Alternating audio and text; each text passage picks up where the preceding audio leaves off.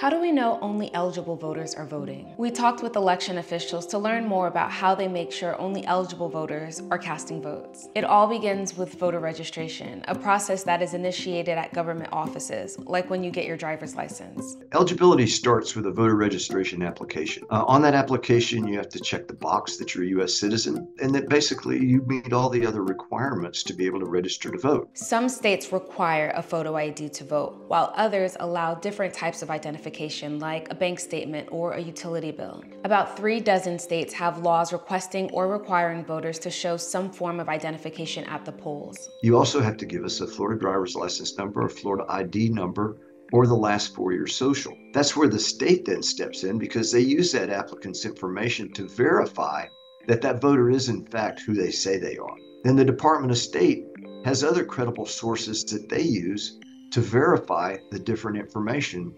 And oftentimes it's one of those that may come back that the person is not eligible because of a felony conviction or something else. Election officials also take steps to prevent someone from casting a ballot twice in the same election, either by mail or in person. If a voter receives a mail-in ballot at home and then decides to vote in person, that mail-in ballot is deactivated. And mail-in ballots have barcodes that are used to track whether a ballot has been counted. So as soon as you send out that ballot packet, you send that back to us, and we receive that, then we scan that ballot packet and we load a vote to your profile. Can non-citizens vote in federal elections? This is a hot topic this year. Former President Donald Trump and his allies had been warning about non-citizens on voter rolls in the 2024 presidential election. Although a small number of U.S. cities allow non-citizens to vote only in local elections, there is a federal ban on non-citizen voting, and there are legal consequences if someone lies about their citizenship to register to vote. When a voter signs up,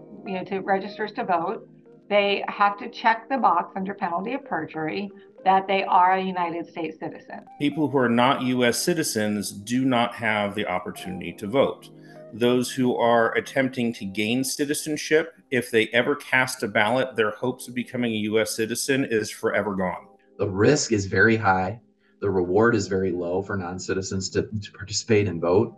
And the reality is we just do not have high numbers at all anywhere in the United States of non-citizens on our voter rolls. Across the political spectrum, election officials have told PolitiFact that non-citizen voting is not a factor in elections. Non-citizens can end up on voter rolls, sometimes by accident when getting a driver's license, but being on the voter rolls is not the same thing as casting a ballot. There's nobody with some concerted effort trying to register non-citizens in our state, especially in our county. We certainly don't see that at all. What about dead people voting? Sometimes you'll hear that ballots were cast in the names of deceased voters. We've debunked these claims. Another thing that happens is where a loved one, after the ballots are mailed out, which this happens every election, a loved one passes away. And the surviving spouse says their last dying wish was to be able to vote in this election. So they sign their ballot and they send it in. Here's the good news. We do signature verification. And our signature verification process is so robust that unless the signature is the signature of the individual casting that ballot, their ballot is not counted. Check out our video playlist for more information on mail-in voting security. What other questions do you have about how elections work? Let us know in the comments, or send this video to a friend or family member who you think would find it helpful.